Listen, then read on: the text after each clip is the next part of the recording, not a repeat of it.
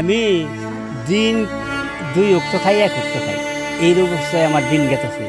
দীর্ঘ 18 বছর ধরে পৃথিবীর আলো দেখতে পান না গনি মিয়া। বয়স এখন 67। একসময় চোখ ছিল একেবারে স্বাভাবিক, কিন্তু বয়সের সাথে সাথে দৃষ্টিশক্তি হারিয়ে তিনি এখন পুরোপুরি অন্ধ। তবুও থেমে যাননি তিনি। গনি মিয়ার বাড়ি টাঙ্গাইলের সখীপুর উপজেলার কাকড়াজান ইউনিয়নে। সংসারের একমাত্র সঙ্গী স্ত্রী 62 বছরের হাউসি বেগম। কিন্তু দুর্ভাগ্য, তিনি দীর্ঘদিন ধরে প্যারালাইজড হয়ে ঘরেই শয্যাশায়ী। অন্ধ হয়েও আব্দুল গনি মিয়া কারো কাছে হাত পাততে চান না। বন জঙ্গল থেকে বাঁশ কুড়িয়ে এনে ইশারায় কেটে ফেলেন, আবার সেই বাঁশ চিড়ে তৈরি করেন কুলা, টেপারি আর ঝুড়ির মতো হস্তশিল্প। প্রতিদিন আলিশার বাজারে বসে এগুলো বানান ও বিক্রি করেন। কাজ করার সময় ধর্মীয় গজল বা গান গাইতে গাইতে যেন ভুলে থাকার চেষ্টা করেন নিজের কষ্ট। দিন শেষে হাতে আসে মাত্র 80 থেকে 150 টাকা। সেটাই তাদের একমাত্র ভরসা। অথচ সংসারে নেই সুস্থ কোনো উপার্জনক্ষম মানুষ। গনি মিয়ার 2 ছেলে প্রবাসে থাকেন। ভেবেছিলেন বিদেশে থাকা ছেলেদের কারণে হয়তো বার্ধক্যের দিনগুলো একটু স্বস্তিতে কাটবে, কিন্তু বাস্তবতা ভিন্ন। ছোট ছেলের ঘরে বাবা মায়ের আশ্রয় হয়েছে ঠিকই, কিন্তু আর্থিক সহায়তা নেই। 2জন ছেলে প্রবাসে থাকলেও তারা কেউই নিয়মিত খোঁজ নেন না, দেন না প্রয়োজনীয় টাকা পয়সা। তাই দারিদ্র্যের কঠিন বাস্তবতা মেনে নিয়ে এক প্রকার লড়াই করেই দিন কাটাচ্ছেন গনি মিয়া দম্পতি।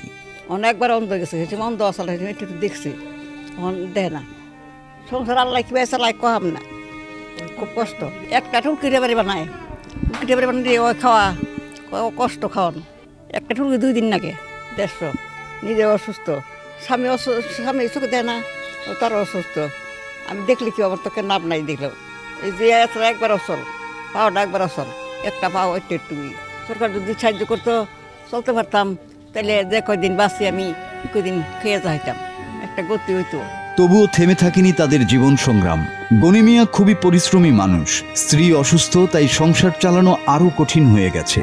যদিও উপজেলা সমাজসেবা অফিস থেকে তাকে সামাজিক নিরাপত্তা কর্মসূচির আওতায় আনা হয়েছে, সেখান থেকে সামান্য কিছু অর্থ পান। এলাকাবাসী মাঝে মাঝে সাহায্যের হাত বাড়ালেও তা পর্যাপ্ত নয়।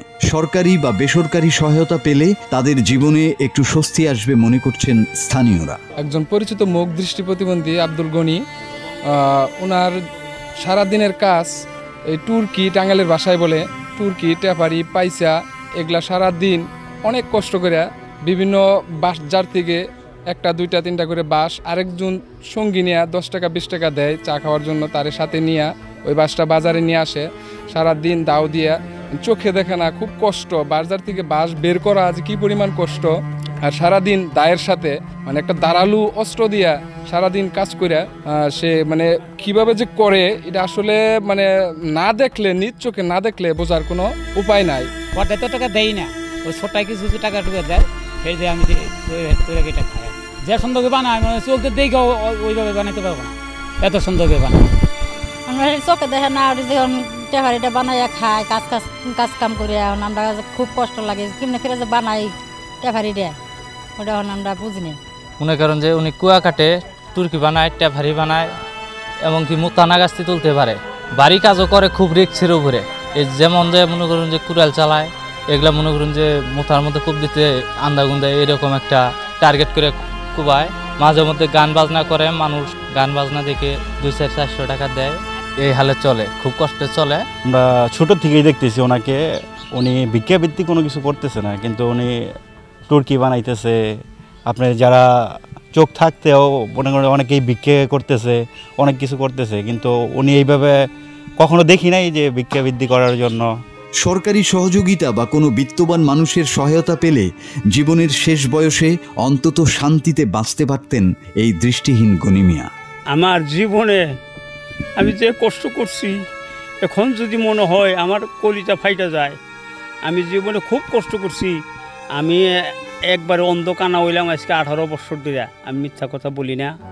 এটা আমি আজকে আছি, কালকা নাই, নিঃশ্বাসের বিশ্বাস নাই। আমি এই কষ্ট করে খাইতে খাইতে খাইতে খাইতে এখন 18 বছর ধরে অন্ধকানা হয়েছি, তাও আমি মানুষের দরজায় হাত বাড়াই না। কেন হাত বাড়াই না?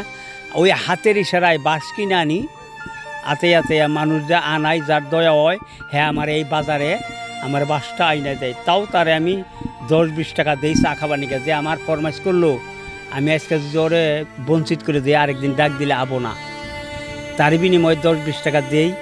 এইরকম করে আর টুকিটা বাড়ি বানাই, আমার দিন 80 টাকাও ফালাই, 100 টাকাও ফালাই। এই অবস্থায় আল্লাহ আমারে পাল্টাছে। অন্ধ হইলাম কীভাবে আমি এইটাই আমি বলতে পারবো না। আমার ভয়ঙ্কর অসুখ আল্লাহ আমার দেয় নাই, যেটা দেয় নাই আমি মিথ্যা কথা কম না। ভয়ঙ্কর অসুখের থেকে মানুষের চোখ ক্ষতি হয়, হাত ক্ষতি হয়, অনেক কিছু ক্ষতি হয়। আমার আল্লাহ, আমি এতে ডাঙ্গর বানাইছে আল্লাহ, ভয়ঙ্কর অসুখ আমি হয় নাই। আমি খুব কষ্ট করে জীবনে খাই গেছি। এই অন্ধ হইয়াও আমি লাকড়ির ভার 2টা বোঝা, লাকড়ির 2টা বোঝা বাইকের 2 মাথায় নিয়ে আমি বললা নিয়েও বিক্রি করিয়া আমি আমার এই জাহান বাঁচাইছি। মাটি কাটা কামলা দিয়া আমার এই জাহান বাঁচাইছি। এখন বর্তমানে আমি যে টুরকিটা বাড়ি মানে দিন 100 টাকা পরে, 50 টাকা পরে, 80 টাকা পরে, তাই দিয়া আমার সংসার চলে। এখন কর্ম করতে পারি না, সব কর্ম বাতেল। যা কিছু করতে পারতাম এখন না করা হয় না।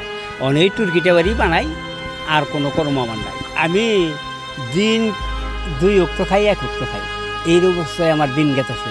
আমি সরকার কাছে আমি করজোরে দাবি করি, সরকার যদি আমার এই দুঃখ, এই বেদনা, আমার এই কাহিনী, আমার জীবনের দুঃখ, এগুলো যদি সরকার মনে করে যে এই অন্ধ লোকটা এত কারুবারু করে চলে, এত কাগতি মিন্নতি করে চলে, ঠেলা খাইয়া দুঃখ ভাইয়া আমার জায়গায় জায়গায় জখম, অনেক জখম আছে, অনেক দরদ আছে। ওই জন্য গিয়া বাজ্যাপুরি নাটি হাতে থাকতেও উনিকে ঠেলা খাই। এগুলো মনে করে যদি সরকার আমার চক্ষুরা চিকিৎসা করতো, আমি আল্লাহর কাছে আরাধনা প্রার্থনা করি ওই সরকারের আল্লাহ পাক আরও সরকারগিরি করবার তৌফিক দিক, তারে আরও ইমানদার বানায়, তারে আরও মানুষকে শ্রদ্ধা করুক। এই ইমান আল্লাহ জানি তারে দেয়, আমি আরও ইহকালেও পরকালেও তারে জানি শান্তি দেই, দোয়া কামনা আমি করি। দেশের ধনী ব্যক্তির কাছেও চাই, তাগরও যদি মন আল্লাহ গালায় দেখ, একটু নরম করে দেখ, আমার মহিতাগরের দৃষ্টি থাকুক, আমার জানি অভাব অনুটন থাকে না, ঘর দরজার, খানা খাদ্যর